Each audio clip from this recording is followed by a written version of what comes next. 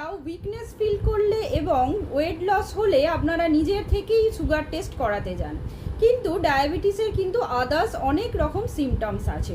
যেমন first symptoms polyphagia, মানে আপনাদের বারবার খিদে পাবে এবং আপনারা বারবার খাবেন।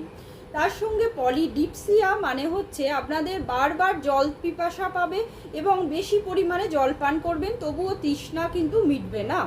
নাম্বার 3 হচ্ছে পলিইউরিয়া, মানে আপনারা বারবার প্রস্রাব পাবে এবং প্রস্রাবের জন্য আপনাদের যেতে হবে, প্রস্রাবটাকে একদমই হোল্ড করতে পারবেন না। এর সঙ্গে সঙ্গে আদার্স যে সিমটমসগুলো দেখা যাচ্ছে তার মধ্যে হাত পা ঝিনঝিনে ধরতে পারে, তার সঙ্গে একটা চোখে একটা ঝাপসা দেখতে পারেন।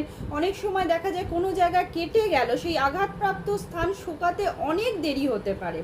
তার সঙ্গে আপনাদের গলায়, ঘাড়ে এবং যে বগলের নিচে কালো ছোপ বা দাগ দেখা যেতে পারে, যাকে আমরা বলি অ্যাকান্থোসিস নাইগ্রিক্যান্স।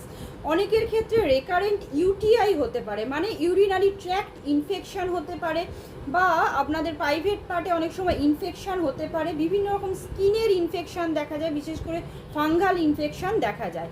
এই সমস্ত সিমটমস দেখলে অবশ্যই আপনাদের একটা অ্যালার্ট হয়ে যাবেন, আপনারা হয়তো ডায়াবেটিস মেলাইটাসিস শিকার হয়েছেন।